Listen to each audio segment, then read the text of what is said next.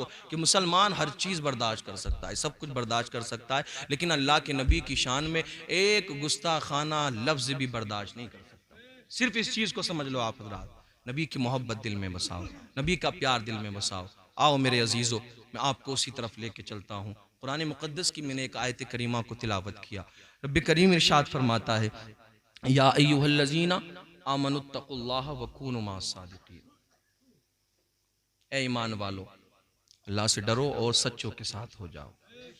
बड़ी मशहूर मारूफ आयत करीमा है, अल्लाह से डरो। अल्लाह से डरने का अब ये हुक्म किसको हुआ है? ईमान वालों को। अब जो ईमान वाला होगा वही अल्लाह से डरेगा, जो बेईमान है वो तो डरता ही नहीं फिर किसी से, है जी। जो ईमान वाला होगा वही सच्चों के साथ भी होगा। अब सच्चों के बारे में हमें बताया गया, सच्चों को हमने ढूंढना तलाश किया, तो तमाम ये सहाबा सच्चे, सिद्दीक़ अकबर सच्चे, उमर फ़ारूक़ आज़म सच्चे, ये तमाम तर सहाबा किराम, तमाम तर शहदाए इस्लाम, तमाम तर औलियाए किराम सच्चे, इन सब की हमें तारीख़ मिलती है। यही सच्चे और अच्छे लोग हैं। अब एक बात और यहाँ आपको मैं बता दूँ, कोई ये समझे कि यार इन वलियों की ज़रूरत क्यों पेश आई, इन उलमा की ज़रूरत क्यों पेश आई। तवज्जो रखना मेरे अजीज़ों आप हज़रात, ये हमारा ईमान है कि अल्लाह के नबी के बाद में अब कोई नबी नहीं आने वाला। हज़रत मोहम्मद मुस्तफ़ा सल्लल्लाहु अलैहि वसल्लम के बाद में कोई नबी नहीं आएगा। आप खातिमुन नबीयीन हैं, मोहर लगा दी गई आप पर। लेकिन बहुत सारे ऐसे बदअकीदा लोग भी हैं जिन्होंने अपने अपने नबी बना लिए माज़ल्लाहि रब्बिल आलमीन, लेकिन उनका इस्लाम से, ईमान से कोई वास्ता नहीं। हमारा ये ईमान है कि अल्लाह के हबीब सल्लल्लाहु अलैहि वसल्लम आखिरी नबी हैं। अब नबियों का सिलसिला ख़त्म, लेकिन एक हदीस वो भी है ना नबी की, अल्लाह के रसूल सल्लल्लाहु अलैहि वसल्लम इरशाद फरमाते हैं कि उलमा उम्मती का अंबियाई बनी इस्राईल। कहते हैं सुभान अल्लाह बुलंद आवाज़ से। तवज्जो रखना, इन आलिमों को, इन अइम्माओं को भी हल्के में मत लिया करो। बहुत से लोग ये होते हैं ना, हर जगह की यही बात है, ठीक है, उससे कहीं जगह नहीं मिलती तो आलिमों पे आके गुस्सा उतारते हैं। वो मस्जिदों के इमामों को माज़अल्लाह बुरा भला कहते हैं। मेरे अजीज़ों, कहीं दिल से किसी ने बद्दुआ दे दी ना तो ज़िंदगी और आखिरत दोनों बर्बाद हो जाएगी, ठीक है। कब्र हश्र में फिर क्या जवाब दोगे जाकर के कि जिसके पीछे नमाज पढ़ी उसको ही बुरा भला कहा है। आज यही है जो अल्लाह के रसूल सल्लल्लाहु अलैहि वसल्लम और तमाम अंबियाए किराम के वारिस हैं। मेरे आका ने फरमाया कि मेरी उम्मत के उलमा ये कौन है? बनी इसराइल के नबियों की तरह है। तवज्जो रखो आप हज़रात, बनी इसराइल के नबियों की तरह है मेरी उम्मत के उलमा। मैं बताना चाहता हूं वलियों की और उलमा की जरूरत क्यों पेश आई, कहां जरूरत हमें पड़ी। आओ मेरे अजीजों, नबी कोई नहीं आने वाला, लेकिन वारिस कौन है? ये उलमा है। और आलिम के बगैर कोई वली नहीं हो सकता, ठीक है। वली का आलिम होना शर्त है, ऐसे ही बात, ठीक है। वली का आलिम होना शर्त है, वरना तो जना न जाने कितने वली फिर रहे हैं गली गलियों में, जाकर के ढूंढो, सारे हाथों में तुम्हें अंगूठियां मिल जाएंगी, बड़े बड़े बाल मिल जाएंगे, पीछे से पता ही नहीं चलता कि आप जा रहे हैं या आप आ जा रही हैं, ठीक है, पता ही नहीं चलता। पीछे से देखो तो न जाने कपड़े आपको रंगीन मिल जाएंगे। किसी का लिबास देखकर उस पर ना जाना, बल्कि ये देखना कि अल्लाह के रसूल की शरीयत पर अमल करता है या नहीं करता है, नबी की शरीयत को फॉलो करता है या नहीं करता है। मुरीदों से ये तो नहीं कहता, जब किसी मुरीद ने कहा बोले भी नमाज नहीं पढ़ते पीर साहब, आप तो पीर हैं, अल्लाह के वली, बोले नहीं, हमारी नमाज यहाँ ये छोटे मोटे मौलवियों के पीछे कहाँ होती है, हम तो सीधे जाकर के काबे में ही नमाज पढ़ते हैं। मक्का शरीफ जाते हैं नमाज पढ़ने के लिए, ठीक है। तो वो किसी ने कह दिया, जवाब दे दिया किसी ने, बोले साहब मक्का शरीफ आप जाते हैं नमाज पढ़ने के लिए, तो एक काम किया करो, ये बेचारे गरीब मुरीदों से क्यों मुर्गे कटवाते हो, तुम खाना भी वहीं खा के आ जाया करो, क्यों इनको बेचारों को परेशान करते हो, ठीक है ना मेरे अजीजों। तो ऐसे पीरों से हमें बचने की जरूरत है। आओ तारीख को उठा करके देखो तो उलमा किसका काम कर रहे हैं, अल्लाह के वलियों की क्यों जरूरत पेश आई। अब कोई नबी नहीं आने वाला, अगर कुरान की बात, हदीस की बात, शरीयत मुस्तफ़ा सल्लल्लाहु ताला अलैहि वसल्लम की बात अगर हमको कोई बताएगा तो अब कोई अल्लाह का नबी आने वाला नहीं है। इन उलमा की, अल्लाह के वलियों की कद्र करो, मोहब्बत करो आलिमों से, मोहब्बत करो अल्लाह के वलियों से, क्योंकि कोई अल्लाह का नबी नहीं आने वाला। और याद रखो, यूं नहीं फरमा दिया मेरे आका ने कि जिसने आलिम से मुसाफा किया उसने मुझसे मुसाफा किया, जिसने आलिम के चेहरे को देखा उसने मेरे चेहरे को देखा, जिसने वली से मोहब्बत की उसने मुझसे मोहब्बत की। और यूं नहीं फरमा दिया मेरे आका ने अब कोई नबी नहीं आने वाला। अब जो कुछ भी शरीयत की बात, अगर हम गलत रास्ते को इख्तियार करेंगे तो हमें सीधे रास्ते पर लाने का काम किसी और का नहीं है, बल्कि इन्हीं उलमा का, इन्हीं अल्लाह के वलियों का काम। तो यूं उलमा की और वलियों की जरूरत पेश आई। तो आज हम बात करने के लिए यहाँ बैठे हैं। आप हजरात ने जो मेहनत की है, महबूब सुबहानी कुतुब रब्बानी हुजूर सैयदना शेख अब्दुल कादिर जीलानी रज़ी अल्लाह ताला अन्हु की मुनासिबत से इस महफिल को आपने सजाया। और ये हमारा ईमान, हमारा अकीदा कि जो भी हम ऐसी महफिलें सजाते हैं, ये ऐसी नहीं है कि बस आप आ गए बात ख़त्म हो गई। नहीं मेरे अजीज़ों, महफिल छोटी हो या बड़ी हो, हमारा ये ईमान है कि अल्लाह के फरिश्ते भी तशरीफ़ लाते हैं, ठीक है। और हम तो यहाँ तक सोचते हैं कि अल्लाह के नबी भी इस महफिल में तशरीफ़ लाते हैं जहाँ अल्लाह के नबी को याद किया जाता है। वो हज़रत अबू दरदा रज़ी अल्लाह ताला अन्हु, बात समझ में आ रही है ना आपके? आ रही है ना? कह दें सुभान अल्लाह बुलंद आवाज़ से, ठीक है। हज़रत अबू दरदा, लोग ना हिचकिचाते हैं, कभी कभी ऐसा होता है, वो चलो ये तो बड़ा प्रोग्राम है, कभी ऐसा होता है, ये इमाम साहब बैठे हैं, आप जानते होंगे भाई 10वें 40वें के जो प्रोग्राम होते हैं, अब उसमें भी रियाकारी हो गई ज़्यादा। बोले तू मेरे घर आएगा तो मैं तेरे घर जाऊँगा, ठीक है, ठीक है। तू मेरे अब्बा के मरे में नहीं आया तो मैं तेरे अब्बा के मरे में क्यों जाऊँ, है जी। तू मेरे घर किसी के मरे में नहीं आया तो मैं तेरे घर तीजे में क्यों जाऊं, ठीक है। ये रियाकारी हो गई। और ना ना मेरे अजीजों, ऐसी महफिलों में जाया करो, नेक काम में जाया करो, तो ये ना सोचो कि कोई हमें देख रहा है या नहीं देख रहा है। अल्लाह और उसके रसूल की रजा के लिए जाया करो। रब्बे काबा की कसम, हमने अगर रब को और उसके रसूल को राजी कर लिया तो हमारी दुनिया व आखिरत कामयाब हो जाए। कभी भी ये नियत लेकर के ना जाओ। और आजकल तो एक ड्रामा सा बना लिया, वो ट्राली भरी औरतों से, जल्दी ट्राली आगे मरे में जा रही हैं औरतें क्या करती हैं, जाकर के वो वहां जाकर के तलाश करती हैं अपने गांव की रिश्तेदारियों को। बोले हमारे गांव की फला लोंडिया भी तो है, यहाँ फला की फला लोंडिया भी तो है। वहां जाकर के क्या काम है उनका, वही काम है, फिर आपस में झगड़े करवा के वो आ जाती है। तो मेरे अजीजों, इन कामों में जब भी शिरकत करो तो अल्लाह और उसके रसूल की रजा के लिए। मैं बता रहा था कि हजरत अबू दरदा रज़ी अल्लाह ताला अन्हु, आप रिवायत फरमाते हैं कि एक मरतबा तमाम सहाबा किराम का मजमा है, आका करीम सल्लल्लाहु अलैहि वसल्लम तशरीफ फरमा है। मेरे आका ने इरशाद फरमाया, ए मेरे सहाबा, क़यामत के दिन, तवज्जो रखना, अब यहाँ जितने भी बैठे हो ये तुम सब के लिए ये बात है, क़यामत के दिन कुछ चेहरे ऐसे होंगे जो नूर की मानिंद चमकते होंगे। कहते हैं सुभान अल्लाह, बुलंद आवाज से बोले सुभान अल्लाह। कुछ चेहरे ऐसे होंगे चांद से ज्यादा रोशनी उन चेहरों से निकलती होगी। कुछ चेहरे ऐसे होंगे क़यामत के दिन, कुछ चेहरे ऐसे होंगे जो नूर से ज्यादा चमकदार होंगे। अल्लाह रब्बुल इज्जत उनके लिए मोतियों के मिंबर लगवाएगा, मोतियों की कुर्सियां लगवाई जाएंगी। कुर्सी के भी बड़े झगड़े होते हैं, लड़ाइयां हो जाती हैं, आपस में कत्ल क़िताल हो जाता है। लेकिन आओ मेरे अजीजों, यहाँ की कुर्सी तो ये फर्जी है, 2-4 साल बाकी बाद में खत्म। हम उस कुर्सी को हासिल करने की कोशिश करें जो हमेशा हमें मिलने वाली है, हमेशा हमारी रहने वाली है। तवज्जो रखना, यहाँ बैठना आपका रायगा नहीं जाएगा। गौसे पाक की आपने महफिल को सजाया है, अल्लाह और उसके रसूल का जिक्र सुना है। ये ना सोचना कि यार हम इतनी देर बैठे हमें क्या मिला। और नहीं नहीं मेरे अजीजों, दुनिया के अंदर कोई भी चीज इतनी कीमती नहीं है जो हमें इसका सिला दे सके, यहाँ बैठने का सिला दे सके। लेकिन हमारा ईमान है, हमारा अकीदा है कि यहाँ बैठने के सदक़े में अल्लाह रब्बुल इज्जत मरने के बाद में हमें जन्नत अता फरमाएगा। ये हमारा ईमान है। हजरत अबू दरदा फरमाते हैं, आका ने फरमाया कुछ चेहरे ऐसे होंगे जो नूर की मानिंद चमकते होंगे। रब अपने फरिश्तों को हुक्म देगा, जाओ फरिश्तों इन लोगों के लिए मोतियों के मिंबर लगाओ, मोतियों की कुर्सियां लगाओ। फरिश्ते मोतियों की मिंबर, मोतियों की कुर्सियां लगा देंगे। अल्लाहु अकबर कबीरा। मेरे आका करीम सल्लल्लाहु ताला अलैहि वसल्लम से सहाबा अर्ज करते हैं, या रसूल अल्लाह अलैहिस्सलातु व तस्लीम, या रसूल अल्लाह हमारे माँ बाप आप पर कुर्बान, आका हमारी जाने आप पर कुर्बान, या रसूल अल्लाह हमारा मालो दौलत आप पर कुर्बान। या रसूल अल्लाह जो बात हमें समझ में नहीं आती है हम आपसे पूछ लिया करते हैं, मेरे आका ये बात हमें समझ में नहीं आती है। आप फरमाते हैं मेरे आका क़यामत के दिन कुछ चेहरे ऐसे होंगे जो नूर की मानिंद चमकते होंगे, मोतियों के मिंबर पर उनको बिठाया जाएगा। मेरे आका जरा इतना तो बताइए, अल्लाह रब्बुल इज्जत इतनी बड़ी सआदत किसको अता फरमाएगा, इतनी बड़ी खुशबख्ती किसको अता फरमाएगा। मेरे आका सवाल करते हैं,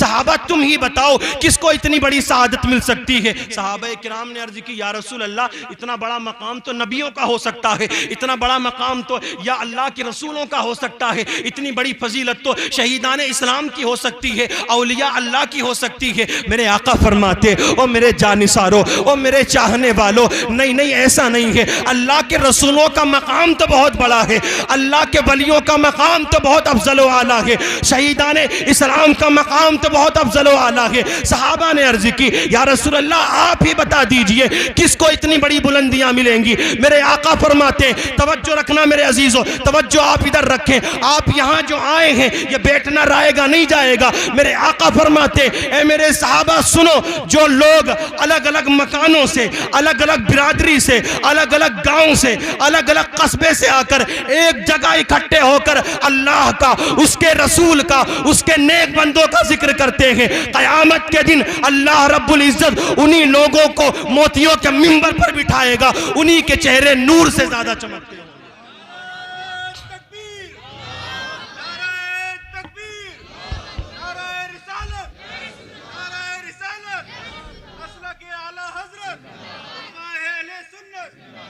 नूर से ज़्यादा चमकदार उनके चेहरे होंगे। तो ये खुश नसीबी है हमारी, ये खुशबख्ती है हमारी। वो हज़रत अबू हुरैरा रिवायत करते हैं ना एक हदीस को कि नामे आमाल लिखने वाले फरिश्तों के अलावा कुछ ऐसे भी हैं जो ऐसे महफिलों में बैठने वालों को तलाश करते हैं, जो अल्लाह की इबादत करने वालों को तलाश करते हैं। जब जाते हैं ना रब की बारगाह में, अल्लाह सवाल करता है, ये बताओ फरिश्तों कहाँ से आ रहे थे? लेकिन मेरा रब सब जानता है। कोई ये ना सोचे मेरा रब सब जानता है, लेकिन देखो रब ने वादा फरमाया ना कुरान में, फज़कुरूनी अज़कुरुकुम, तुम मुझे याद करो मैं तुम्हें याद करूँ।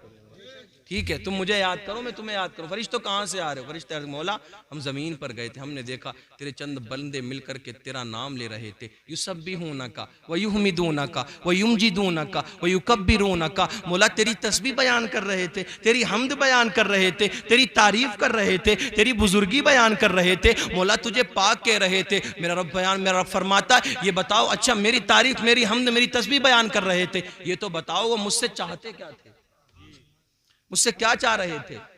देखो हर काम के पीछे एक वो होता है ना, एक रीज़न होता है। बोले यार कारोबार कर रहे हैं, पैसा इन्वेस्ट कर रहे हैं हम, तो हमारा इसमें क्या बेनिफिट होगा, क्या फ़ायदा होगा, इंसान यही सोचता है। तो यहाँ महफिल में बैठे क्या फ़ायदा होगा, क्या मामला होगा हमारे साथ में? तो मेरे अजीज़ों, फरिश्ते अर्ज़ करते हैं, मौला तुझे याद कर रहे थे, तेरी तारीफ़ कर रहे थे। मेरा रब इरशाद फरमाता है, ये बताओ मुझसे क्या चाहते थे?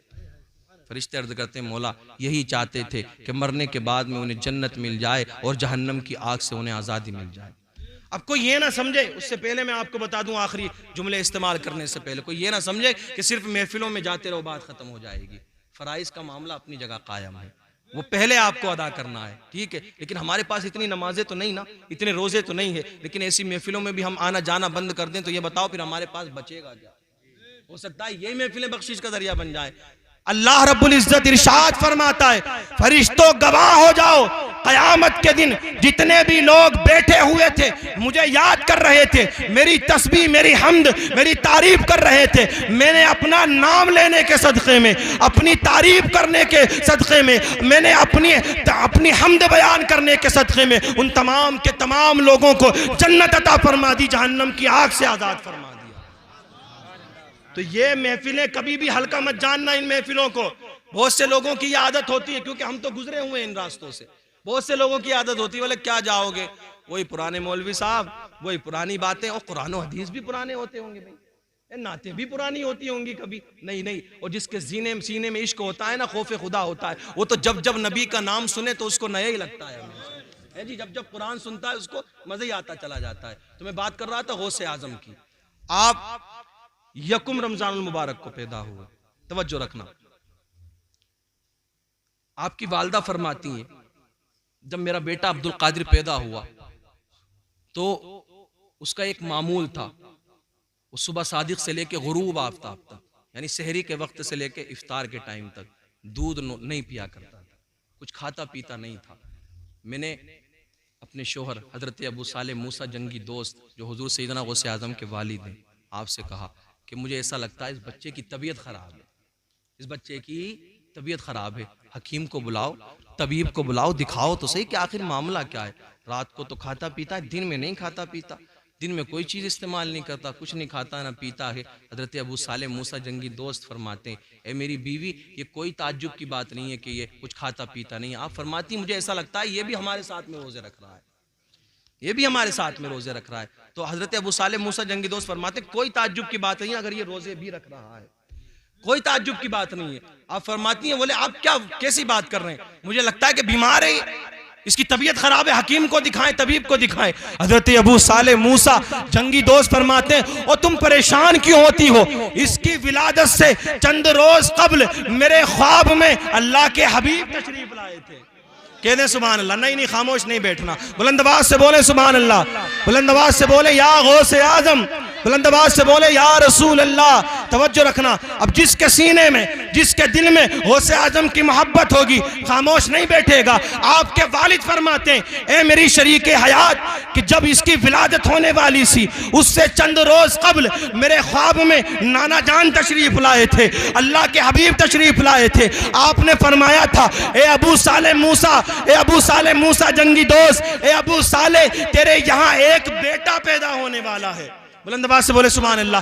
तेरे यहाँ एक बेटा पैदा होने वाला है, और वो बेटा कोई आम लड़का नहीं होगा। जिस तरीके से तमाम नबियों में मेरी शान सबसे बड़ी है, तवज्जो रखना, मैं सैयदुल अंबिया हूँ, सैयदुल मुरसलीन हूँ, तमाम नबियों का सरदार हूँ, सबसे अफजल आला मेरी शान है। ए अबू साले, तेरे यहाँ जो बेटा होगा, जिस तरीके से तमाम नबियों में मेरी शान है, मैं सैयदुल अंबिया हूँ, वो तेरा बेटा पैदा होने वाला कोई आम लड़का नहीं होगा, बल्कि वो तमाम वलियों का सरदार होगा।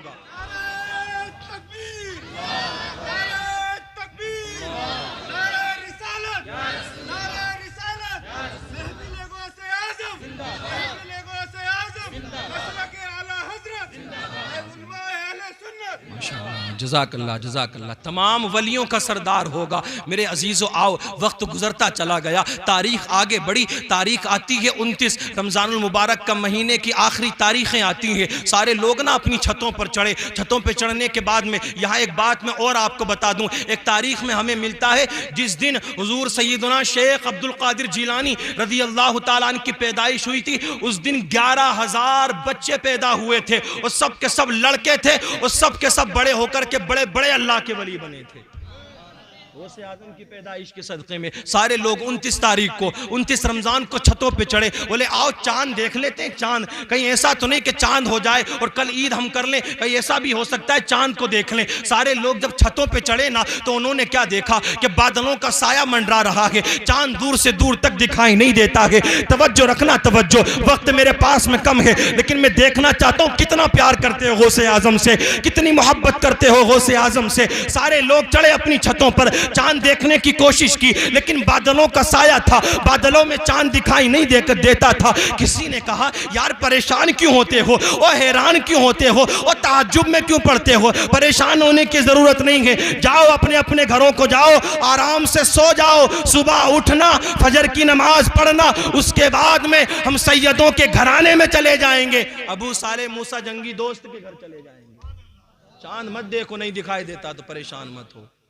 सारे लोग सो जाते हैं, सुबह उठे, फजर की नमाज पढ़ी, सारे लोग इकट्ठे होकर के हुजूर सैयदना गौसे आज़म रज़ी अल्लाह तआला अन्हु के मकान पर पहुंचते हैं। आपके वालिद फरमाते हैं, क्या मामला है, आखिर सारे लोग इकट्ठे क्यों हुए? किसी ने कहा आगे बढ़ करके कि किसी ने कहा कि हमने रात चांद देखने की कोशिश की, चांद दिखाई नहीं दिया, हम इसलिए आपके घर पे आए हैं, हमें ये बता दें आप कि आपके बेटे ने कुछ खाया है या नहीं खाया है?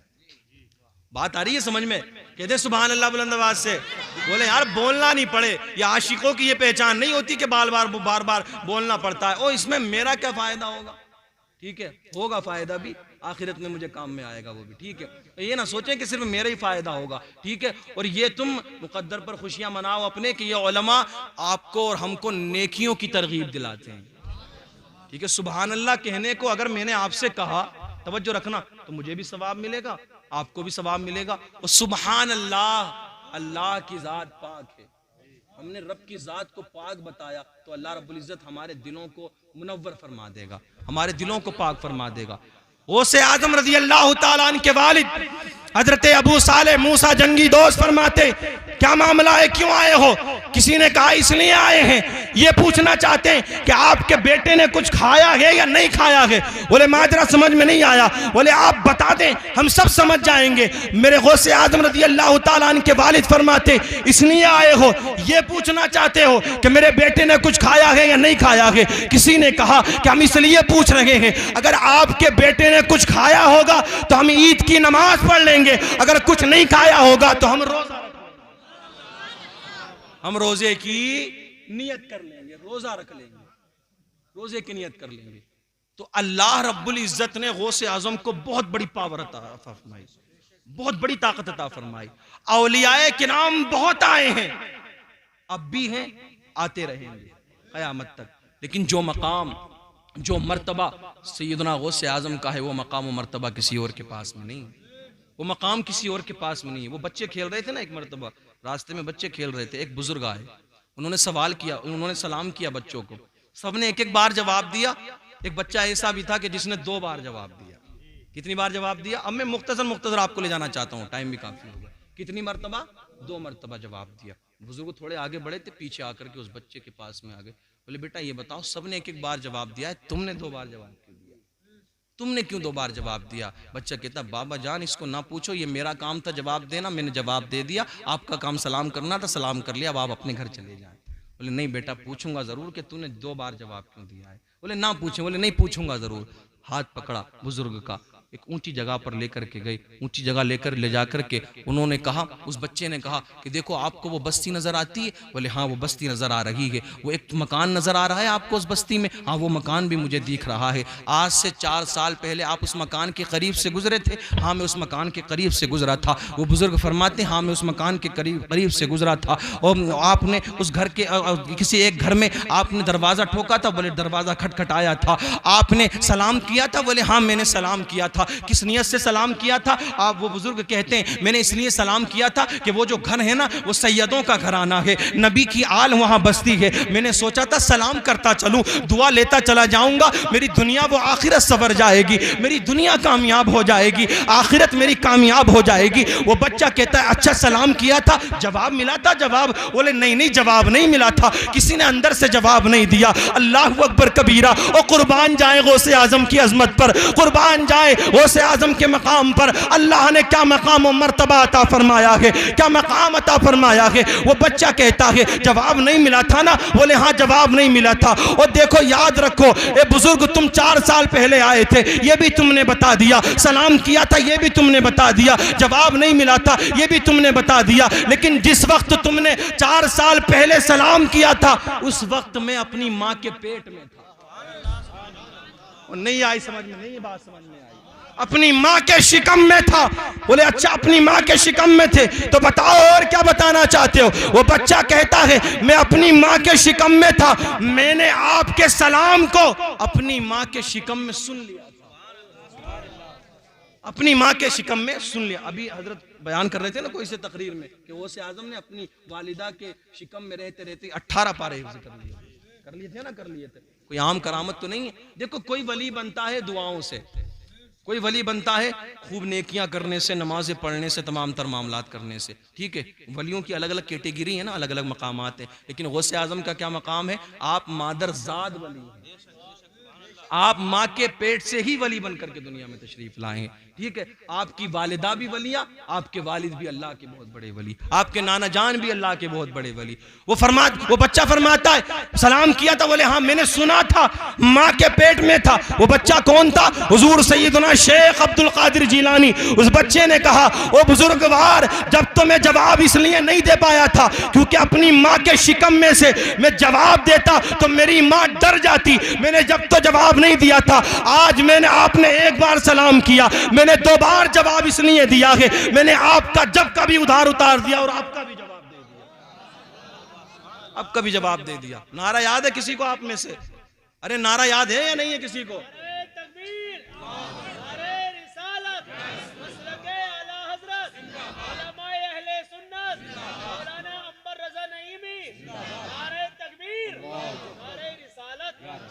उस वक्त का भी जवाब दे दिया और अब का भी जवाब दे दिया। जब भी आप निकलते थे ना बच्चों में खेलने के लिए, आप खुद फरमाते हैं कि एक निदा आती थी अब्दुल कादिर लहवो लाभ से दूर रहना, खेलने कूदने के लिए नहीं भेजा है दुनिया के अंदर। आपके नाना जान आपको रोका करते थे कि बेटा खेलने नहीं जाना बच्चों में। कभी कभी खेला करते थे तो वो बच्चों खेल भी देखो, अल्लाह के वलियों के फिर खेल भी अजीब होते हैं। है जी, हमारी समझ में नहीं आती वो बातें, ठीक है। वो खेल भी फिर अजीब होते हैं। वो खेल रहे थे रास्ते में कि बच्चों मर जाओ, सारे मर जाते थे, फिर कहते जिंदे हो जाओ, जिंदे हो जाते थे। एक बात लोग सवाल करते हैं, बोले यार ये सुन्नी उलमा कैसी बातें करते हैं मरने जीने की। तो बोले देखो अल्लाह के नबी भी मुर्दे जला रहे हैं, मार रहे हैं, जिंदा कर रहे हैं, वली भी, इन्होंने तो अल्लाह के बराबर कर दिया। और नहीं नहीं मेरे अजीज़ो, हम ये कब कहते हैं कि उनका ज़ाती मामला, ये तो अल्लाह की अता से है। पूरी बात तो सुना करो, ये अधूरी बात बता करके लोगों को बहकाना चाहते हैं। अधूरी अधूरी बताते हैं ये, लेकिन इनकी अधूरी बात पे ध्यान ना दिया करो। पूरी बात सुनकर सुना करो। पूरी कौन बताएगा? आपके सुन्नी उलमा आपको बताएंगे, वही बताएंगे, तभी आपको समझ में आएगी। आओ मेरे अजीजों, गौसे आजम रदी अल्लाह तआला अन्हु का मकाम समात करते चलो। खेल रहे हैं, बोले बच्चे मर जाते, फिर उठ जाते। वो एक औरत आई ना, रोती हुई औरत आई। उसने कहा किसी बच्चे से, बोले देखो मेरा एक ही बच्चा था, मेरा एक ही लड़का था, उसका भी इंतकाल हो गया है, लेकिन अब मेरा कोई सहारा बाकी नहीं है, मेरा कोई सहारा बाकी नहीं है। अब मैं क्या करूंगी? मेरा कौन सहारा है? मैं चाहती हूँ वो बच्चा दोबारा जिंदा हो जाए। तवज्जो रखना मेरे अजीजों, अभी मैं जवानी की बात नहीं कर रहा हूँ, अभी बुढ़ापे में नहीं पहुंचा हूँ, अभी गौसे आजम के बचपन की ही बात कर रहा हूँ। तवज्जो रखना, क्या पावर थी आपके पास में, क्या ताकत और कुव्वत थी आपके पास में। अल्लाह ने क्या पावर और ताकत अता फरमाई थी, अल्लाह रब्बुल इज्जत ने क्या ताकत अता फरमाई थी। वो औरत आती है, वो सो किसी बच्चे ने कहा, बोले परेशान क्यों होती है? बोले देख वो दूर बच्चे खेल रहे हैं। बोले हाँ बच्चे खेल रहे हैं, उसमें एक लड़का सबको कहता है मर जाओ, सारे मर जाते हैं।